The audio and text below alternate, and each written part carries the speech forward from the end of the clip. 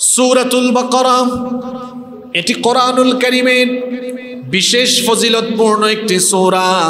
তিরমিজির বর্ণনায় হাদিস এসেছে, হাদিসটি বর্ণনা করেছেন সর্বাধিক হাদিস বর্ণনাকারী সাহাবী সাইয়্যিদুল মুহাদ্দিসিন আবু হুরায়রা রাদিয়াল্লাহু আনহু। তিনি বলছেন, রাসূল করিম আমরা বলি সাল্লাল্লাহু আলাইহি ওয়াসাল্লাম বলেছেন, লিকুল্লি শাইইন সানাম ওয়া ইন্না সানামুল কুরআনি সূরাতুল বাকারা। আল্লাহর নবী বলেছেন প্রত্যেকটি জিনিসের উচ্চতা রয়েছে, আর কোরআনের উচ্চতা হলো সূরাতুল বাকারা। ইমাম আহমদ বিন হাম্বল তার মুসনাদের ভেতরে হাদিস নিয়ে এসেছেন, তিনি বলেছেন আল্লাহর নবী বলেছেন, আল বাকারাতু সানামুল কুরআনি ওয়া যুরওয়াতুহু নাযালা মা কুল্লি আয়াতিন মিনহা 80 মালাকা। আল্লাহর নবী বলেছেন সূরাতুল বাকারা হলো কোরআনের কুজ এবং এটি হলো তার উচ্চতা।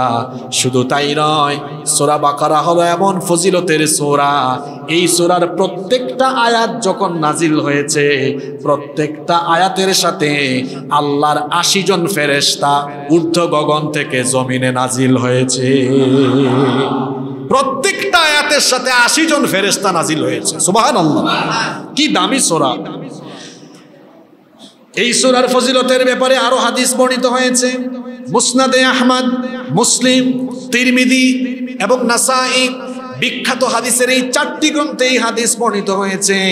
সাইয়্যিদুল মুহাদ্দিসিন আবু হুরায়রা রাদিয়াল্লাহু আনহু এই হাদিসের বর্ণনাকারী সাহাবী, তিনি বলছেন আল্লাহর নবী বলেছেন, লা তাজআলু বুয়ুতাকুম কুবুরা, তোমরা তোমাদের ঘরকে কবর বানিয়ে ফেলো না।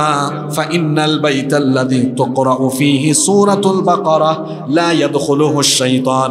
আল্লাহর নবী বলেছেন ঘরের মধ্যে সূরাতুল বাকারা তেলাওয়াত করো, কারণ যে বাসা বাড়িতে যে ঘরে সূরা বাকারা পড়া হয়, তেলাওয়াত হয়, ওই ঘরে শয়তান থাকতে পারে না, ওই ঘর থেকে শয়তান পালিয়ে যায়। ওয়া ফি রিওয়ায়াতিন উখরা, অন্য রিওয়ায়াতে এসেছে, ইবনে মাসউদ থেকে হাদিস বর্ণিত হয়েছে রাদিয়াল্লাহু আনহু, আল্লাহর নবী বলেছেন, মা মিন বাইতিন তুকরাউ ফীহি সূরাতুল বাকারা ইল্লা খরাজা মিনহুশ শাইতানু ওয়া লাহু দুরাত।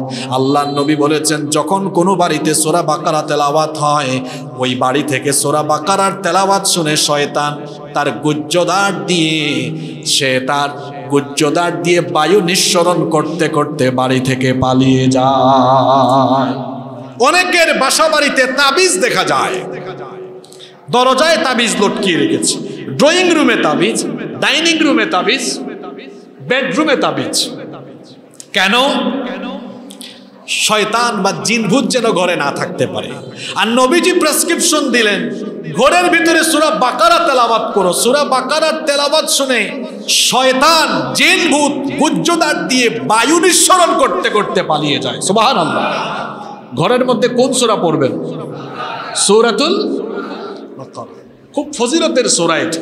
চলেন আমরা আজকে এই সূরার প্রথম 5টি আয়াতের তাফসীর জেনে, উপলব্ধি করে এই আয়াতগুলোর শিক্ষা নিয়ে আমরা আজকে বাসায় ফিরবো ইনশাআল্লাহ। আল্লাহ তাআলা সূরাটি শুরু করলেন এভাবে, যারা পারেন জবান খুলে আমার সাথে পড়েন, আলিফ লাম মিম যালিকাল কিতাবু লা রাইবা ফীহি হুদাল লিল মুত্তাকিন।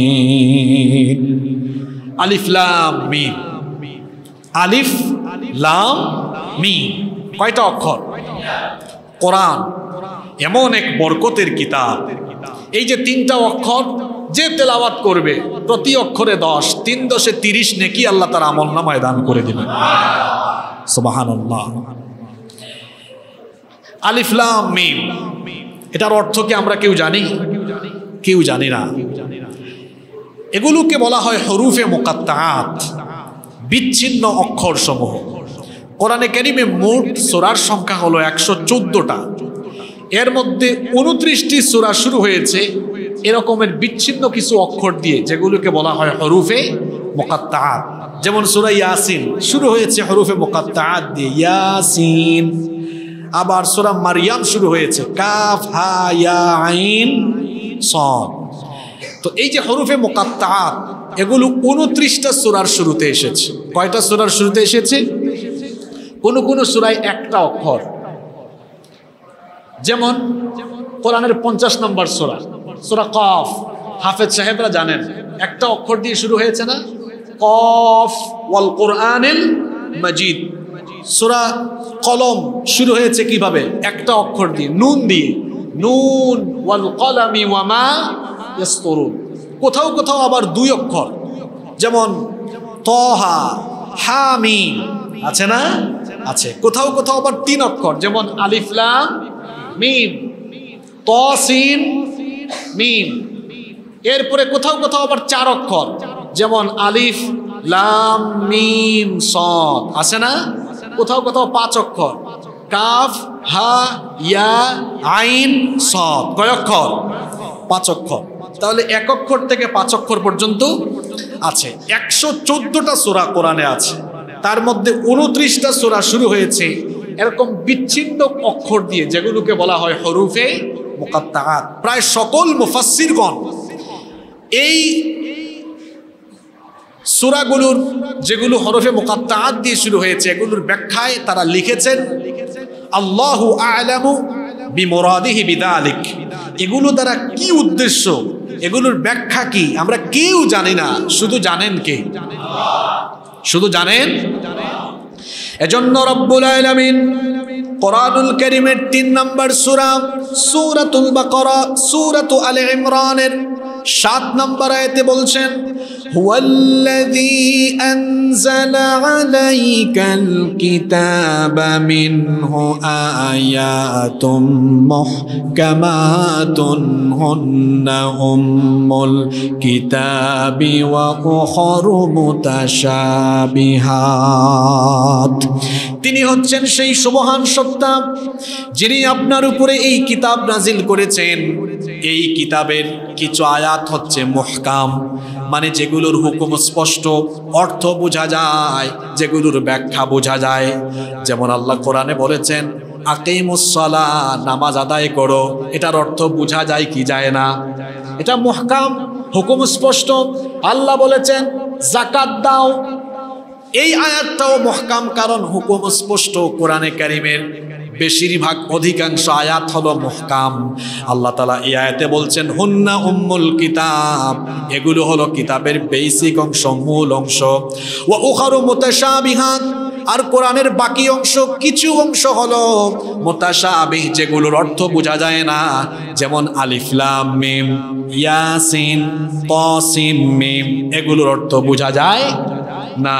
আল্লাহ তাআলা বলছেন ফাআম্মাল্লাযীনা ফী কুলূবিহিম যায়গুন ফায়াত্তাবিউনা মা তাশাবাহা মিনহু ইবতিগাআল ফিতনাতি ওয়া ইবতিগাআ তা'ওয়ীলিহি। যাদের অন্তর বাঁকা, যাদের অন্তরে বক্রতা রয়েছে ফিতনা তৈরির উদ্দেশ্যে এবং অপব্যাখ্যা সাধনের লক্ষ্যে মুহকাম আয়াত বাদ দিয়ে মুতাশাবিহ আয়াতের পেছনে তারা লেগে যায়। আল্লাহ তাআলা বলছেন অথচ তারা জানে না। ওয়া মা ইয়ালামু তা'ওয়ীলাহু ইল্লাল্লাহ। এই আয়াতগুলোর ব্যাখ্যা একজন ছাড়া আর কেউ অর্থ এবং ব্যাখ্যা জানেন, তিনি কে? আল্লাহ তাআলা বলছেন والراسخون في العلم يقولون آمنا به كل من عند ربنا وما يذكر إلا أولو الألباب। আর জ্ঞানে পরিপক্ক লোকেরা, যারা সত্যিকারের জ্ঞানী, এরা এই আয়াতগুলো তেলাওয়াত করে আর তারা বলে আমান্না বিহ। এগুলোর অর্থ না জানলেও অসুবিধা নাই, আমরা এগুলোর উপরে ঈমান এনেছি। আল্লাহু আকবার। তারা আরো বলে কুল্লুম মিন ইনদি রাব্বিনা, আমরা বিশ্বাস করি এগুলো আমাদের রবের তরফ থেকে নাজিল হয়েছে। কোরআনে কারীমের প্রত্যেকটা অক্ষর যার তরফ থেকে এসেছে তিনি কে? তাহলে সূরা বাকারার প্রথম আয়াত আলিফ লাম মিম, হরুফে মুকাত্তাআত, মুতাশাবিহ আয়াত, অর্থ জানি না কিন্তু আমরা ঈমান রাখি, কারণ এগুলো যার তরফ থেকে এসেছে। জোরে বলেন তো তিনি কে? এখন আপনাদের প্রশ্ন হতে পারে হুজুর, যেটার অর্থ আমরা বুঝি না, আল্লাহ এই রকমের 29টা সূরার শুরুতে এ ধরনের শব্দ, অক্ষর, বর্ণমালা দিয়েছেন কেন? কিছু কারণও আছে না নাই? এজন্য গবেষক মুহাক্কিক উলামায়ে কেরাম এবং পৃথিবীর বিখ্যাত মুফাসসিরগণ তাদের তাফসীরের ভেতরে এর কিছু কারণ উল্লেখ করেছেন। সেখান থেকে কিছু কারণ আমি আপনাদেরকে শোনাই। যেই সমাজে কোরআন নাজিল হয়েছিল ওই সমাজের মানুষের মাতৃভাষা ছিল বাংলা, ইংরেজি না আরবি? জোরে বলেন। এই যে আলিফ লাম মিম এগুলো তো আরবি বর্ণমালারই তিনটা বর্ণমালা, তিনটা অক্ষর। যেই যুগে কোরআন নাজিল হয়েছে সেই সমাজের মানুষের ভাষা হলো আরবি, আর যাকে নবুয়ত দেওয়া হয়েছে তার ভাষাও, উনার ভাষাও আরবি। সুতরাং তিনি কোরআন প্রচার করলে তারা বলতেই পারে যে তুমি এটা নিজে নিজে বানিয়ে রচনা করছো। এজন্য আল্লাহ তাআলা 29টা সূরার শুরুতেই তাদের পরিচিত, কাফিরদের পরিচিত তাদের মাতৃভাষারই কয়েকটা বর্ণমালা দিয়ে আল্লাহ তাআলা কিছু কিছু সূরা দিয়েছেন। আর চ্যালেঞ্জ ছুড়ে দিয়েছেন, যারা বলো যদি কেউ বলো কোরআন মানুষের দ্বারা রচনা করা সক্ষম, তো দেখো বিভিন্ন সূরার শুরুতে তোমাদের পরিচিত অক্ষর দিয়েছি, এই অক্ষর দিয়ে পারলে কোরআনের মতো কোরআন বানাও। পৃথিবীর কাফিররা পেরেছে? পারার সম্ভাবনা আছে? তাহলে কি কারণে এরকম বিচ্ছিন্ন বিচ্ছিন্ন অক্ষর কোরআনের 29টা সূরার শুরুতে দেওয়া হয়েছে? 1 নম্বর কারণ বললাম। 2 নম্বর, কোন মুফাসসির বলেছেন এগুলো হলো শপথ বাক্য, এগুলো দ্বারা আল্লাহ শপথ করেছেন। নাম্বার 3 নম্বর, কোন মুফাসসির বলেছেন এগুলো হচ্ছে কোরআন বা ওই সূরাগুলোর ভূমিকা যেগুলো দিয়ে আল্লাহ ওই সূরাগুলো শুরু করেছেন। নাম্বার 4 নম্বর, কোন মুফাসসির বলেছেন এগুলো হচ্ছে ওই সূরার আরেকটা ভিন্ন নাম। নাম্বার 5 নম্বর, কেউ বলেছেন এগুলো আল্লাহ তাআলারই নাম। নাম্বার 6 নম্বর, কেউ বলেছেন এই যে আলিফ লাম মিম এই তিনটা অক্ষর দিয়ে তিনটা জিনিস বোঝায়। কোন মুফাসসির বলেছেন আলিফ দিয়ে আনা মানে আমি, হ্যাঁ, তারপরে লাম দিয়ে হচ্ছে আল্লাহ আর মিম দিয়ে হচ্ছে আ'লাম। তাহলে আলিফ লাম মিম মানে হলো আনাল্লাহু আ'লাম। এই জুমলা, এই বাক্যের অর্থ হলো আমি আল্লাহ সব জানতা, আমি আল্লাহ সব জানি। আবার কোন মুফাসসির বলেছেন আলিফ দিয়ে আল্লাহ, লাম দিয়ে জিবরিল, মিম দিয়ে মুহাম্মদ, আমরা বলি সাল্লাল্লাহু আলাইহি ওয়াসাল্লাম। নাম্বার 8, অধিকাংশ মুফাসসিরগণ এগুলো দ্বারা বিভিন্ন অর্থ করলেও কেউ কোনো একটি নির্দিষ্ট অর্থকে গ্রহণ করতে পারেন নাই, বরং তারা সকলেই বলেছেন এগুলো দিয়ে ইয়াতাহাদ্দা বিহ, আল্লাহ চ্যালেঞ্জ ছুড়ে দিয়েছেন যে জাহেলি যুগের কাফিররা তোমাদের পরিচিত অক্ষর দিয়ে কোরআনের বিভিন্ন সূরা শুরু হয়েছে, পারলে তোমাদের পরিচিত অক্ষর দিয়ে কোরআনের মতো কোরআন বানাও। তারা পারে নাই, কিয়ামত পর্যন্ত পারার কোনো সম্ভাবনাও নাই। তাহলে আলিফ লাম মিম এটি দিয়ে কেন সূরা শুরু হলো এর কারণগুলো বললাম। এরপরে আসুন পরের আয়াতে আল্লাহ কি বলছেন। পরের আয়াতে আল্লাহ তাআলা বলছেন যালিকাল কিতাবু লা রাইবা ফীহি হুদাল লিল মুত্তাকিন। এটি সেই কিতাব যার মধ্যে কোনো প্রকার সন্দেহ নেই। যালিকাল কিতাবু লা রাইবা ফীহি, এটি সেই কিতাব যার মধ্যে কোনো সন্দেহ নাই। আল্লাহু আকবার।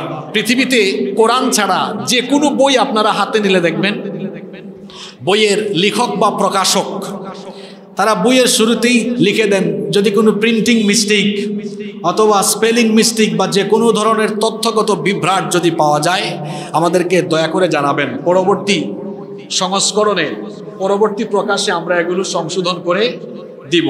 পৃথিবীতে এই একটা কিতাব ব্যতিক্রম, এই কিতাবের শুরুতে এমন কোনো কথাবার্তা নাই। আপনারা কি কোরআন খুলে পেয়েছেন যে এমন কিছু লেখা আছে ফজমিয়া মসজিদের মুসল্লিগণ আপনারা যখন কোরআন পড়া আরম্ভ করবেন কোথাও ভুল টুল পাইলে আল্লাহ তাআলাকে জানায়া দিয়েন, একটু পরে আল্লাহ ঠিক করে দিবেন, এরকম কোনো কথাবার্তা কোরআনে আছে?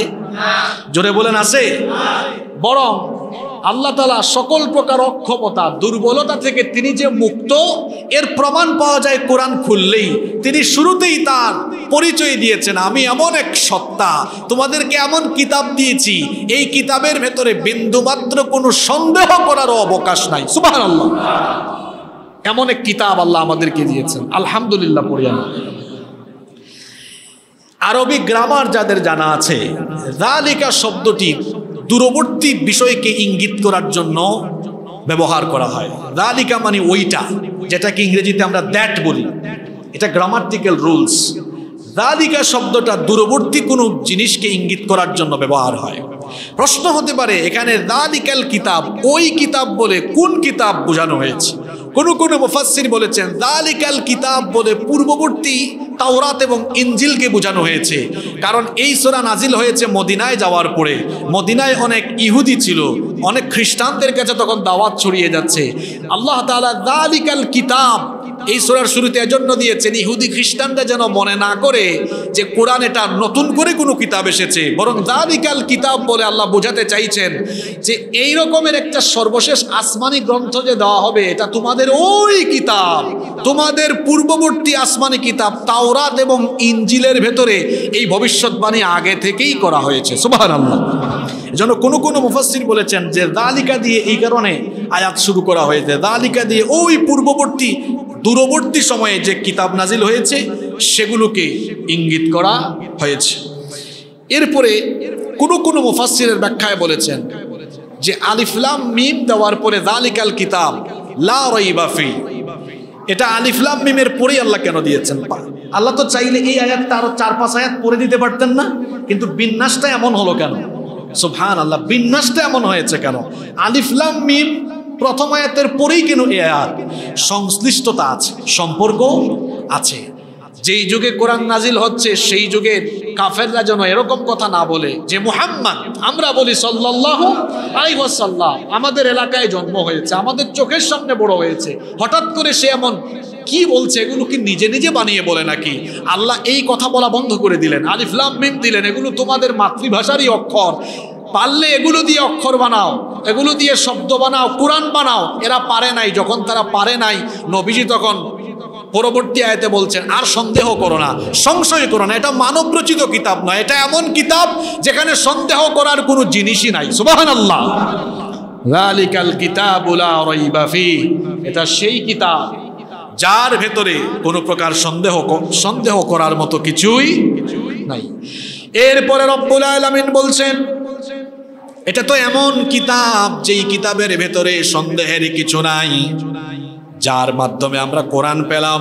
তিনি নিজে থেকে এই কোরআনের ভেতরে কিছু ঢুকিয়ে দেন নাই, কোরআন সম্পূর্ণ আল্লাহর তরফ থেকে এসেছে, কোনো কিছু নবীজির কাছ থেকে এখানে সন্নিবেশিত হয় নাই। এজন্য আল্লাহ সূরা নজমের মধ্যে বড় সুন্দর করে বলেছেন ওয়ামা ইয়ানতিকু আনিল হাওয়া ইন হুয়া ইল্লা ওয়াহয়ুন ইউহা। আমার নবী তার মনোবৃত্তির অনুসরণ করে কোনো কথা বলেন না, তিনি যা বলেন সেগুলো হলো ওহী, তিনি যা বলেন সেগুলো আল্লাহর তরফ থেকে ওহী হিসাবে তার কাছে এসেছে। আল্লাহ তাআলা অন্য আয়াতে বলেছেন কোরআনুল কারীমের 69 নম্বর সূরা সূরাতুল হাক্কা এর 45 নম্বর আয়াত থেকে আল্লাহ তাআলা আরো সুন্দর করে বললেন ওয়ালাউ তাকাওয়ালা আলাইনা বা'দাল আকাওয়িল লা আখাযনা মিনহু বিল ইয়ামিন সুম্মা লাকাতা'না মিনহুল ওয়াতিন।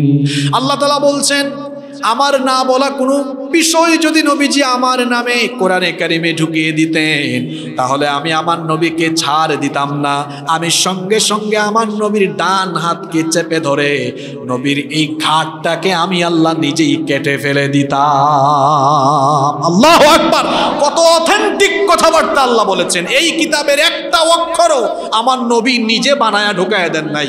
যালিকাল কিতাবু লা রাইবা ফি, এটা সেই কিতাব যেখানে তোমরা সন্দেহ করার মতো কিছুই পাবা না। সুবহানাল্লাহ। এটা কিসের কিতাব? এটা হচ্ছে হিদায়াতের কিতাব। এটা সকল সেক্টরের মানুষকে হেদায়াত দিবে। যদিও এই কোরআন ছন্দময়, যারা কবিতা পছন্দ করেন, অনেকে কবিতা লিখে কবিতা পড়ে, কবিতা পছন্দ করে, তারা কোরআন পড়ে মজা পাবে। কারণ the entire Quran has been presented in poetic form. গোটা কোরআনকে আল্লাহ ছন্দময় করে আগের আয়াতের সাথে পরের আয়াতের ছন্দ মিল দিয়ে আল্লাহ দিয়েছেন।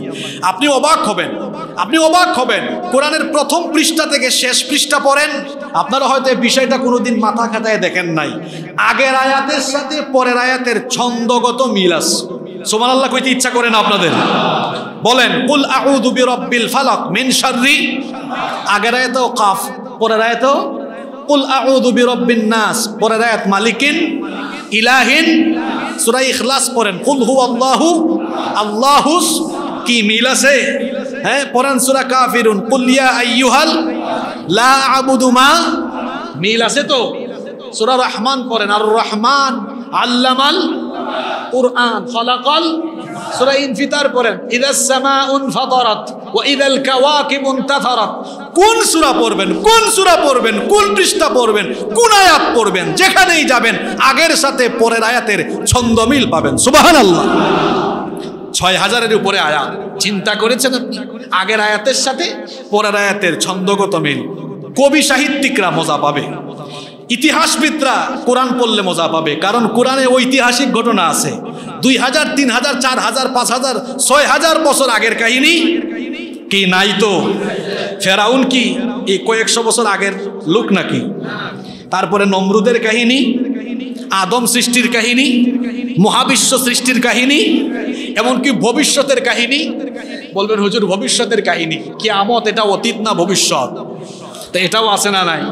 এটা অতীতের কাহিনী সম্বলিত কিতাব, ভবিষ্যতের কাহিনী সম্বলিত কিতাব।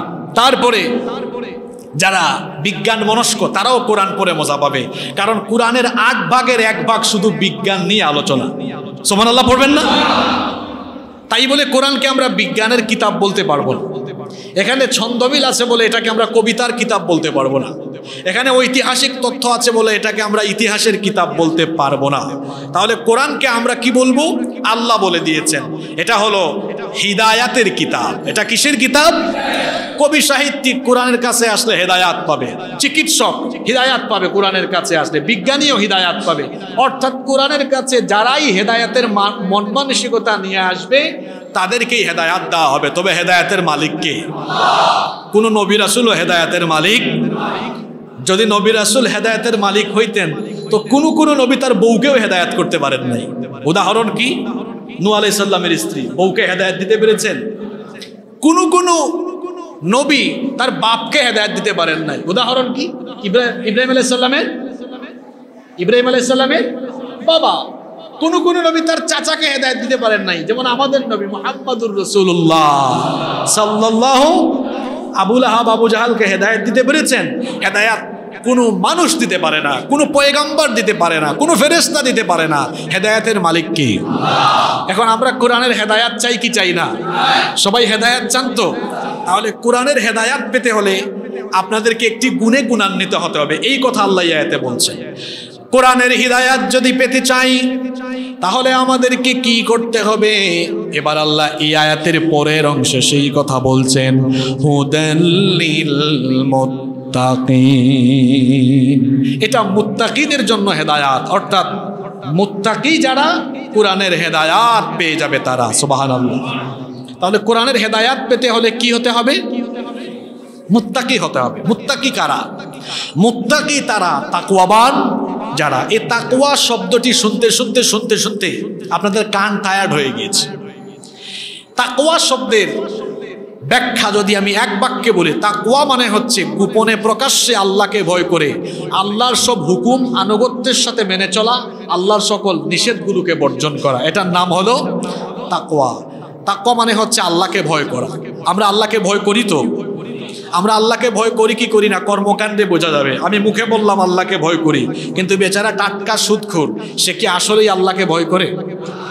মুখে বলে আল্লাহকে ভয় করে, কিন্তু দুর্নীতি করে, সুদ খায়, ঘুষ খায়, চাঁদাবাজি করে, টেন্ডারবাজি করে, গুনাহ আর গুনাহ, পাপ আর পাপ, কোনো পাপ থেকে নিজেকে সেফ রাখতে পারে না। তাহলে সে ব্যক্তি কি সত্যিকার অর্থে আল্লাহকে ভয় করে? আল্লাহকে ভয় করার অর্থ হলো, ওই যে আমি উদাহরণ দিই, বাইম মাছের মতো হতে হবে। মুত্তাকি হতে হলে বাইম মাছের মতো হতে হবে। বাইম মাছ চিনেন তো? এটা পানিতে থাকে না, কাদায় থাকে। থাকে কাদায়। আমি নিজেও ছোটবেলায় অনেক বাইম মাছ ধরেছি। কাদার ভেতরে থাকে, একদম 2 ফুট 3 ফুট ভিতরে, কাদার ভিতরে থাকে। কিন্তু এটা কাদার ভেতর থেকে বের করে এনে মাছ রাখার পাত্রকে চট্টগ্রামে আপনারা আঞ্চলিক ভাষায় কি বলেন? সিলেটে, আমাদের সিলেটে এটাকে খলই বলে। খলই, যে মাছ রাখে না, অনেক অঞ্চলে এটাকে খলই বলে, বা মাছ রাখার পাত্রতে বাইম মাছ যখন রাখা হয় তখন কি আর তার গায়ের মধ্যে কোনো কাদা থাকে? মুত্তাকি ব্যক্তির স্বভাব হবে এমন, ওই বাইম মাছের মতো। বাইম মাছ কাদায় থাকে কিন্তু কাদা তার গায়ে লাগে না। মুত্তাকি পাপে পরিপূর্ণ সমাজের ভেতরে থাকবে, পাপ তাকে টাচ করবে না, পাপ থেকে সে সেফ থাকবে। সুবহানাল্লাহ। তাহলে কোরআন থেকে হেদায়াত পেতে হলে যে গুণে গুণান্বিত হতে হবে সেই গুণের নাম হলো তাকওয়া। এবার মুত্তাকি কারা? মুত্তাকি তো লিবাস দিয়ে বোঝা যায় না।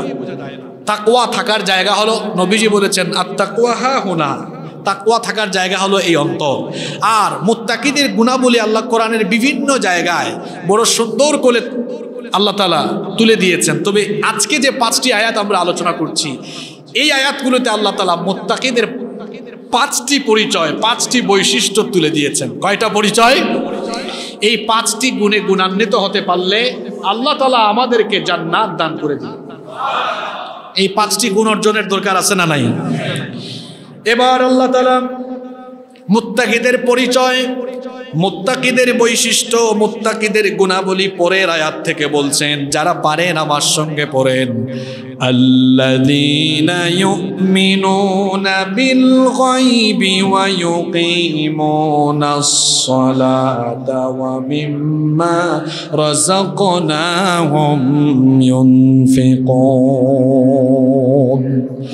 আল্লাযীনা ইউমিনুনা বিল গায়ব, 1 নাম্বার মুত্তাকি তারা গায়বের প্রতি ঈমান আনে যারা। গায়ব শব্দটি হচ্ছে আরবি, এটার অর্থ হলো অদৃশ্য, যেটা দেখা যায় না।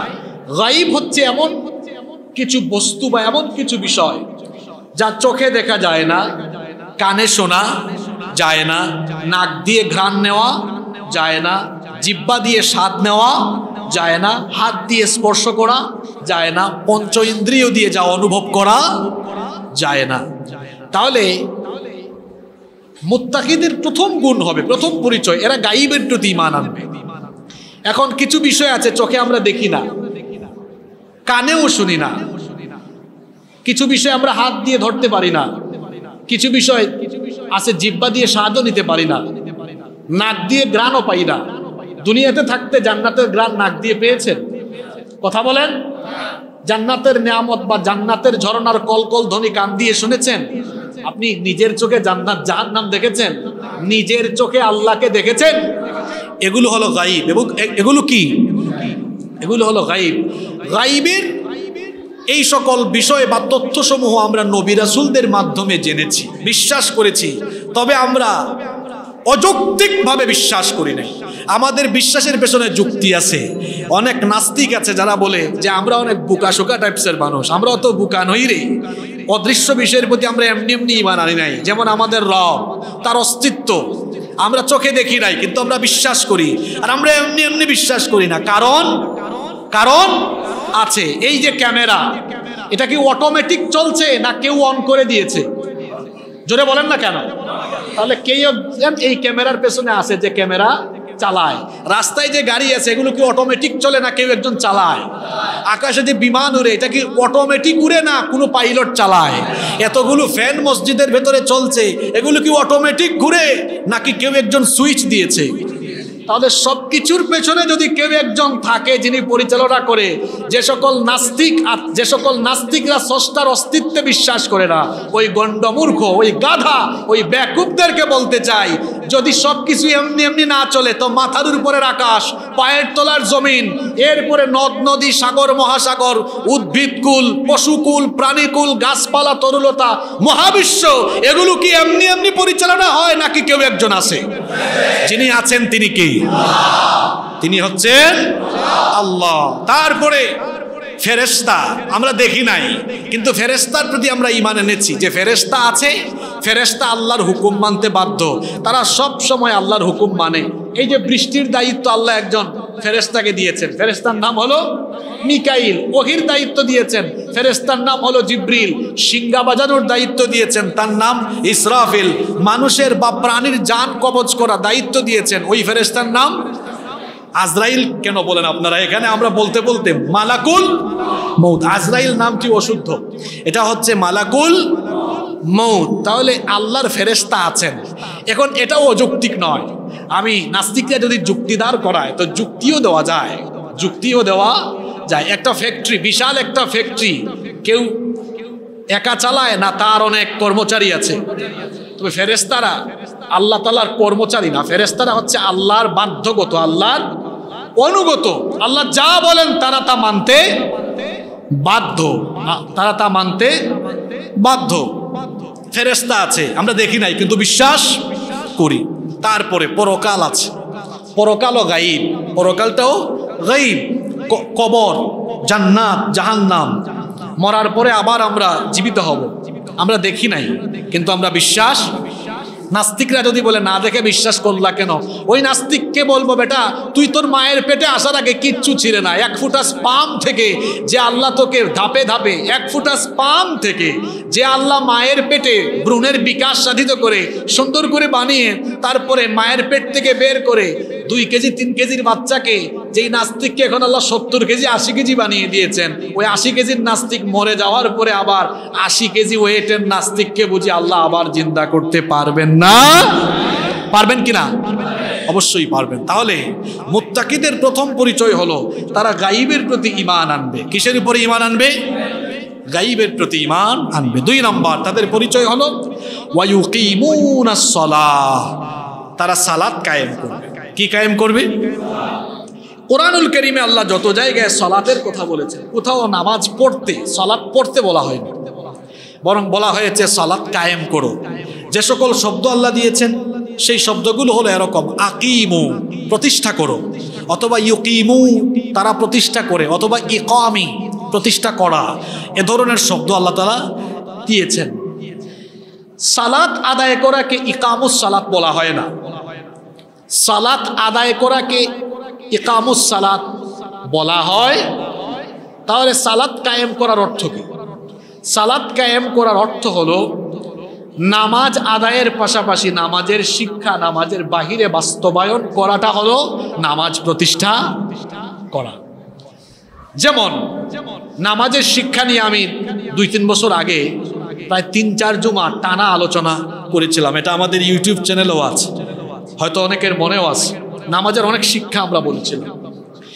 নামাজে ইমাম সাহেব ইমামতি করেন, ওই ইমাম তেলাওয়াত যদি অশুদ্ধ হয়, ইমামতির যোগ্যতা না থাকলে তাকে কি মসজিদের ইমাম আমরা বানাবো?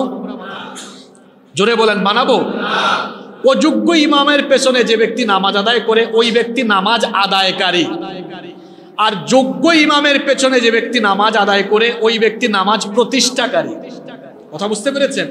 এই শিক্ষাটা এবার নিয়ে যেতে হবে নামাজের বাহিরে। আমি যেভাবে অযোগ্য কোনো ইমামকে, অযোগ্য কোনো লোককে মসজিদের ইমাম বানালাম না, তেমনি অযোগ্য, অপদার্থ, চরিত্রহীন, বদমাশ, লম্পট, দুর্নীতিবাজ কোনো ব্যক্তিকে আমার সমাজ বা রাষ্ট্রের ইমাম, নেতা আমি বানাবো না। এটা হলো ইকামুস সালাত, নামাজ প্রতিষ্ঠা। নামাজ যেমনি আদায় করে নামাজের বাইরেও তার মন মানসিকতা ঠিক আছে, এমনি নামাজের ভেতরে সব শিক্ষা আছে। এগুলা বলতে গেলে দীর্ঘ আলোচনা। তাহলে নামাজ প্রতিষ্ঠা আর নামাজ আদায় করা এক বিষয় নয়। এজন্য আল্লাহ তাআলা কোরআনুল কারীমের 29 নম্বর সূরা আনকাবুতের 45 নম্বর আয়াতে বলেছেন, ইন্নাস সালাতা তানহা আনিল ফাহশাই ওয়াল মুনকার, নিশ্চয়ই সালাত মানুষকে যাবতীয় অশ্লীল এবং মন্দ কাজ, গর্হিত কাজ থেকে বিরত রাখে। কিছু মানুষ আছে যারা নামাজ আদায় করে মিথ্যা কথা বলে, অন্যায় করে, অপকর্ম করে। কি বলেন, এমন মানুষ আছে না নাই? আরে মসজিদেও তো এমন মানুষ আছে, নামাজে সামনের কাতারে থাকে, এলাকায় সুদ খাওয়ার বেলায়ও তারা একদম টাটকা সুদখোর হয়ে সামনের কাতারে আছে। এরকম আছে না? তো নামাজও আদায় করে, গর্হিত অন্যায় অশ্লীল কাজও করে। আর আল্লাহ বলেছেন নিশ্চয়ই নামাজ মানুষকে অশ্লীল কাজ থেকে ফেরায়। আপনারা বুঝবেন নামাজ আদায় আর নামাজ প্রতিষ্ঠার মধ্যে পার্থক্য কি। যে ব্যক্তি নামাজ আদায় করার পরে অন্যায় থেকে নিজেকে ফেরাতে পারে না, নবীজি বলেছেন তার নামাজ নামাজই না, সে নামাজ আদায়কারী। আর যে ব্যক্তি নামাজ আদায়ের পরে অন্যায় থেকে সেফ রাখে নিজেকে, সে নামাজ প্রতিষ্ঠাকারী। সে শুধু নামাজ আদায় করলো না, নিজের মধ্যে নামাজ প্রতিষ্ঠা করলো। আর এই নামাজ প্রতিষ্ঠা শুধু নিজের মধ্যে হবে না। মুত্তাকিদের গুণাবলী হবে এমন, তিনি তার ব্যক্তিগত জীবন থেকে নিয়ে পরিবার, সমাজ, রাষ্ট্র সব জায়গায় তিনি নামাজ কায়েম করবেন। ব্যক্তি জীবনে নামাজ কায়েমের পরে পরিবার জীবনেও আপনি নামাজ কায়েম করবেন। এজন্য আল্লাহ তাআলা কোরআনুল কারীমের 20 নম্বর সূরা সূরাতুত তাহা এর 132 নম্বর আয়াতে বললেন, ওয়া'মুর আহলাকা বিস-সালাতি ওয়াসতাবির আলাইহা লা নাসআলুকা রিজকান নাহনু নারযুকুকা ওয়াল আকিবাতু লিত-তাকওয়া। আল্লাহ তাআলা বলছেন, তুমি তোমার পরিবারকে নামাজের আদেশ দাও এবং এর উপরে অবিচল থাকো, এর উপরে দৃঢ় থাকো। আপনার স্ত্রী, সন্তান, আপনার পরিবারের মানুষকে নামাজের কথা বলা, তাদেরকে নামাজ আদায় করানো, নামাজ প্রতিষ্ঠা করানো, এটা আপনার দায়িত্ব। আপনার সন্তানকে আপনি 7 বছর বয়স থেকে নামাজের তাকিদ দিবেন। এজন্য নবীজি বলেছেন, মুরু আওলাদাকুম বিস-সালাতি ওয়া হুম আবনাউ 7 সিনিন। তোমাদের সন্তানের বয়স যখন 7 বছর হয়ে যায়, নামাজের আদেশ দাও। এরপরে ওয়াদরিবুহুম আলাইহা ওয়া হুম আবনাউ 10 সিনিন। 10 বছর যখন হয়ে যায়, তখন তোমরা তাদেরকে নামাজের জন্য শাসন করো এবং তাদের বিছানাকে তোমরা আলাদা করে দাও। তাহলে 7 বছর বয়স থেকে সন্তানকে নামাজের তাকিদ দেওয়া এটা পিতা মাতার দায়িত্ব। আমরা অনেকেই নিজেরাই নামাজ আদায় করি না, নিজেরা নামাজ প্রতিষ্ঠা করি না, এজন্য পরিবারে আমরা নামাজ প্রতিষ্ঠা করতে পারি না। এটা শরমের ব্যাপার, লজ্জার ব্যাপার। মুত্তাকিদের পরিচয় হলো তারা হবে নামাজ প্রতিষ্ঠাকারী। নিজের মধ্যে, পরিবারের মধ্যে, এমনকি সমাজ এবং রাষ্ট্রের মধ্যে তারা নামাজ কায়েম করবে। এজন্য আল্লাহ তাআলা কোরআনুল কারীমের 22 নম্বর সূরা সূরাতুল হাজ্জের 41 নম্বর আয়াতে বলছেন, আল্লাযীনা ইম্মাক্কান্নাহুম ফিল আরদি আকামুস সালাতা ওয়া আতাউজ যাকাতা ওয়া আমারু বিল মা'রুফি ওয়া নাহাউ আনিল মুনকার ওয়ালিল্লাহি আকিবাতুল উমুর। আর আমি যাদেরকে দুনিয়াতে ক্ষমতা দান করব, 1 নম্বরে তারা নামাজ কায়েম করবে। মুমিনরা ক্ষমতায় গেলে তারা 1 নম্বরে নামাজ কায়েম করবে। যদি ক্ষমতাসীন ব্যক্তিগুলো নামাজি হয়, ওই নামাজি ব্যক্তিদের দ্বারা কি অপকর্ম হওয়া আর সম্ভব নাকি সম্ভাবনা কম? সম্ভাবনা। থানার ওসি সাহেব যদি আজান হওয়ার পরে ওসি সাহেব নিজেই ইমাম হয়ে থানার ভেতরে নামাজ আরম্ভ করে দেন, ওই ওসি কি ঘুষ খাবে? আমাদের দেশে তো এমন বহু ওসি আছে, বহু এসআই আছে, বহু এসপি আছে, চাকরি করেছে 5-7 বছরে, বাপরে বাপ, অঢেল সম্পদের মালিক। হ্যাঁ, আর যদি একদম উপরের চেয়ারে যাইতে পারে তো নজিরবিহীন কাণ্ড বেনজিরের মতো ঘটায় দেবে। ঠিক না বেঠিক? যে সম্পত্তি কামিয়েছে এই বেনজিরের মতোই, বেনজিরের মতো। তো বলছিলাম, যদি নামাজ কায়েমকারী হয়, নামাজ প্রতিষ্ঠাকারী হয়, তো অপরাধ, অপকর্ম সংগঠিত হওয়ার সম্ভাবনা অনেকটাই কমে। তো নামাজ প্রতিষ্ঠা করা, এটা হলো মুত্তাকিদের অন্যতম একটি গুণাবলী। এটা তাদের কয় নাম্বার গুণ? 2 নাম্বার। 3 নাম্বার হলো, আল্লাহ তাআলা বলছেন মুত্তাকিদের 3 নাম্বার গুণাবলী হলো, পরিচয় হলো ওয়া মিম্মা রাযাকনাহুম ইউনফিকুন। আমি তাদেরকে যে রিজিক দিয়েছি সেগুলো থেকে তারা আল্লাহর পথে ব্যয় করবে। আমাদের যত সম্পদ আছে সবই রিজিক। এগুলো দিয়েছেন কে? আপনার ব্যাংক ব্যালেন্স, আপনার টাকা পয়সা, সহায় সম্পদ যা আছে সব আপনাকে দিয়েছেন কে? আল্লাহ। আজকে এখন মারা যান, আপনার কোনো উপকারে আসবে? শোনেন, যারা সম্পদের নেশায় পাগল হয়ে আছেন, এখন মারা যান, সম্পদ সম্পদের জায়গায়, আপনার কোনো কাজেই লাগবে? গাড়ি গাড়ির জায়গায়, বাড়ি বাড়ির জায়গায়, ফ্যাক্টরি ফ্যাক্টরির জায়গায়, সঞ্চিত গচ্ছিত জমা করা সব অর্থ তার নিজের জায়গায়, আপনি এগুলো নিয়ে যেতে পারবেন? মুত্তাকিদের পরিচয় আল্লাহ দিচ্ছেন, এরা অর্থ পূজারী, সম্পদ পূজারী হয় না, এরা দুনিয়া লুভী হয় না, এরা সংকীর্ণ মনা হয় না, এরা কৃপণ হয় না। ধন সম্পদ কিপটামি করে জমায় না, আবার এরা অপব্যয়কারীও হয় না। টাকা পয়সা আছে বলে অপব্যয় করে। একটা হলো অপচয়, আর একটা হলো অপব্যয়। অপচয় হলো আমার প্রয়োজন নাই তাও আমি এক জায়গায় বেশি খরচ করছি, আর অপব্যয় হলো খারাপ পথে ব্যয় করা। যেমন টাকা আছে বলি ক্যাসিনোতে যাওয়া, জুয়া খেলা, বাজে জায়গায় গিয়ে টাকা নষ্ট করা, এটাকে বলে অপব্যয়। মুত্তাকিদের পরিচয় হলো আল্লাহ তাদেরকে যে সম্পদ দিয়েছেন সেগুলো তারা গচ্ছিত রাখে না, সেগুলো তারা কৃপণতা করে জমায় না, অপচয় করে না, অপব্যয় করে না। তাহলে তারা কি করে? আল্লাহ তাআলা সূরা ফুরকানের 67 নম্বর আয়াতে বলেছেন, ওয়াল্লাযীনা ইযা আনফাকু লাম ইউসরিফু ওয়া লাম ইয়াকতুরু ওয়া কানা বাইনা যালিকা কওয়ামা। কি চমৎকার কথা! এরা অপচয় করে না, অপব্যয় করে না, মাঝামাঝি থাকে, মধ্যম পন্থা অবলম্বন করে। মুফাসসিরিনে কেরাম এর ব্যাখ্যায় বলছেন, মধ্যম পন্থা মানে হচ্ছে আল্লাহ যেটুকু অর্থ সম্পদ দিয়েছেন সেটা নিজে এবং নিজের পরিবারের প্রয়োজন অনুযায়ী ভোগ করে যা থাকে সেটা তারা নিজের নিকটাত্মীয়, আত্মীয় স্বজন, পাড়া প্রতিবেশী আর দ্বীনের রাস্তায় সেগুলো তারা ওয়াকাতরে বিলিয়ে দেয়। সুবহানাল্লাহ। সম্পদ জমা করে রাখার মধ্যে তৃপ্তি নাই। সম্পদ নিজের এবং নিজের পরিবারের জন্য খরচ করার পরে সম্পদকে আল্লাহর রাস্তায় বিলিয়ে দেওয়ার মধ্যে তৃপ্তি আছে, মজা আছে। এটা কিপটারা বুঝবে না, এটা কৃপণরা বুঝবে না। সম্পদ জমা করে রাখার মধ্যে কোনো মজা, কোনো তৃপ্তি নাই। আসলে একটা উদাহরণ দেই। আপনি নিজের আর নিজের পরিবারের জন্য সম্পদ ভোগ করছেন আর জমাচ্ছেন, আপনি তৃপ্তিটা পান না। তৃপ্তি সম্পদ খরচ করার মধ্যে আছে যে, এটা আমি আপনাকে কয়েকটা উদাহরণ দিয়ে বুঝাই। বাড়ি থেকে বের হয়েছেন, খবর শুনলেন এই এলাকারই এমন এক ব্যক্তি চিকিৎসার অভাবে মারা যাচ্ছে।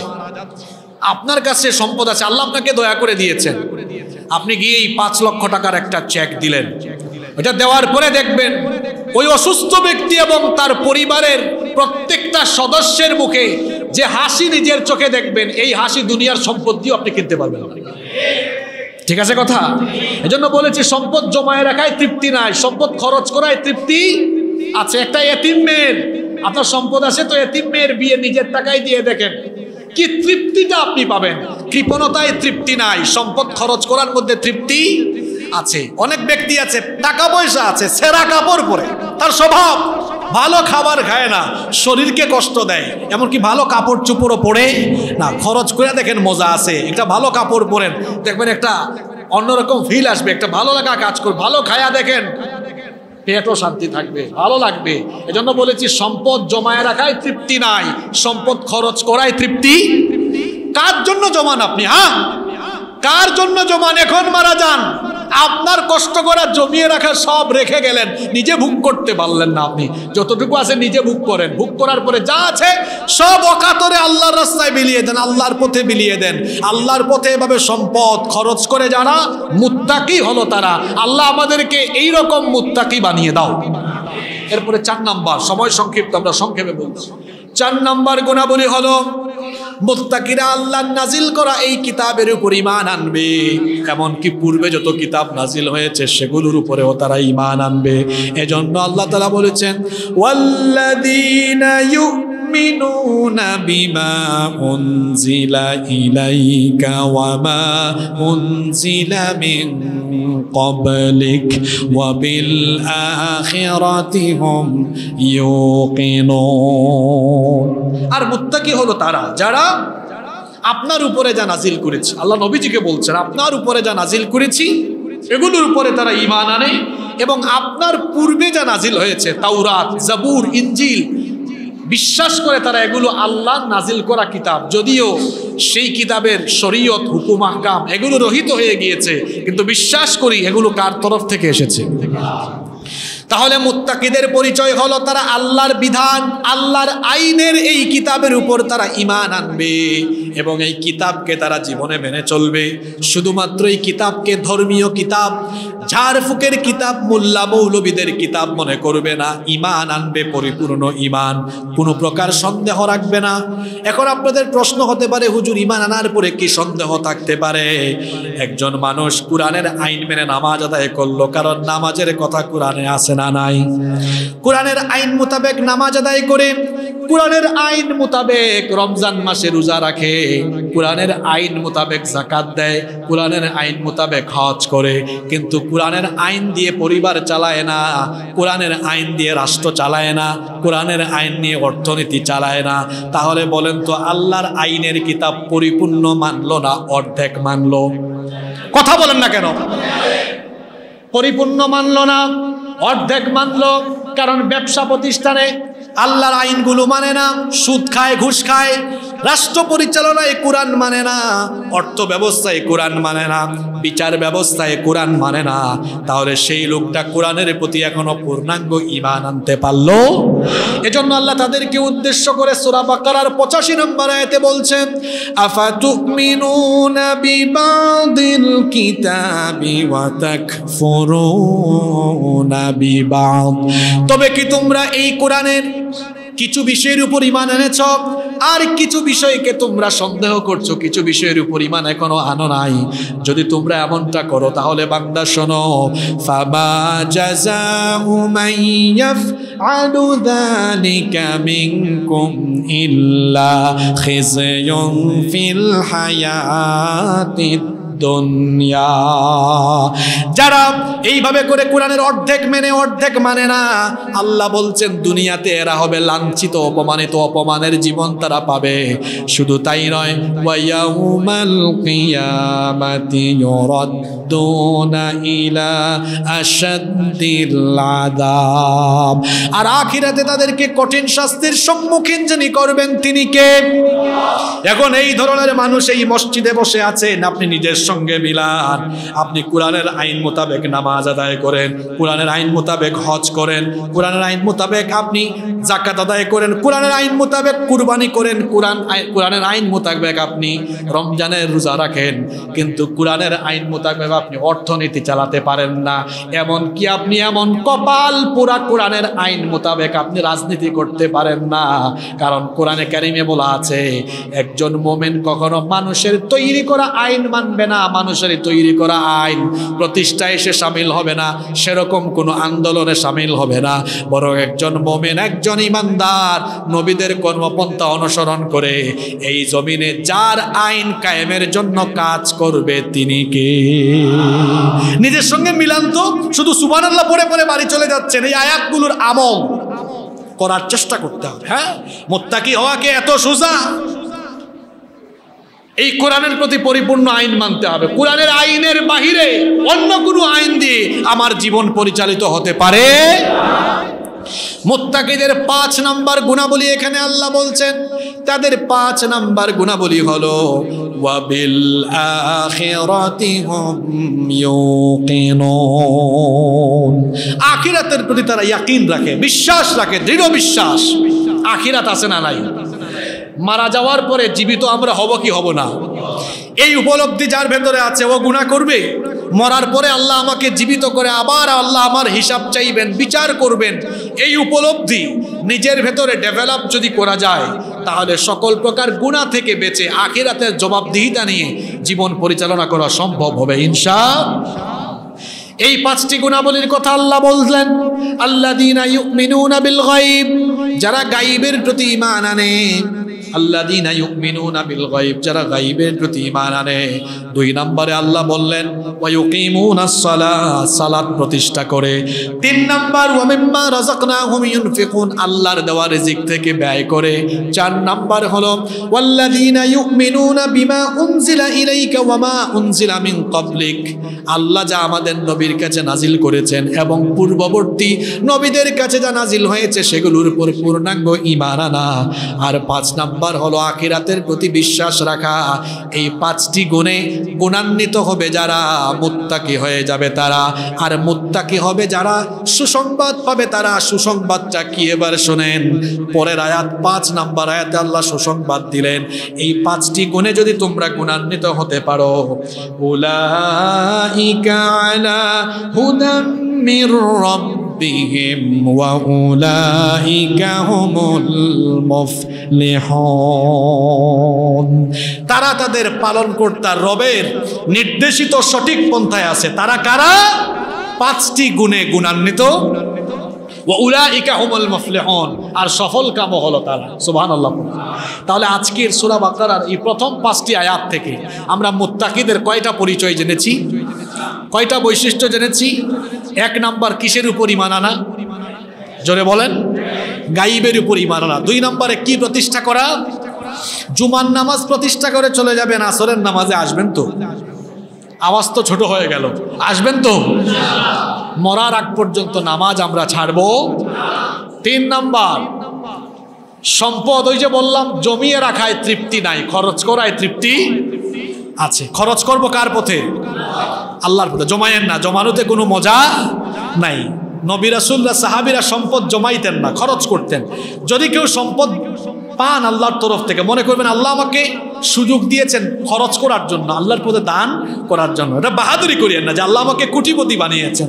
যদি কোটিপতি বানান তো আপনি শুকরিয়া করবেন, মাশাআল্লাহ, আলহামদুলিল্লাহ, আল্লাহ আমাকে দিয়ে তার অসংখ্য বান্দাদের খেদমত এবং আল্লাহ আমাকে দিয়ে তার দ্বীনের খেদমত করানোর দয়া করেছেন। সুবহানাল্লাহ। 4 নাম্বার, এই কোরআনের প্রতি পূর্ণাঙ্গ ঈমান এনে কোরআনময় জীবন পরিচালনা করব ইনশাআল্লাহ। 5 নাম্বার, আখিরাতের ফিলিংস নিয়ে, আখিরাতে আল্লাহ আমাকে ধরবেন, এই ফিলিংস নিয়ে আমরা দুনিয়ার জীবন পরিচালনা করব। তাহলে আমাদেরকে সফল কাম করে দিবেন কে? এই 5টি গুণে গুণান্বিত আমরা হওয়ার জন্য চেষ্টা করব ইনশাআল্লাহ। আমরা আগে থেকেই ঘোষণা দিয়ে রেখেছি এই আলোচনা ধারাবাহিকভাবে চলবে। আগামী জুমায় আমরা 6 নম্বর আয়াত থেকে আলোচনা শুরু করব ইনশাআল্লাহ, এবং প্রতি জুমায় আমরা আজানের পরপরই আলোচনা শুরু করব।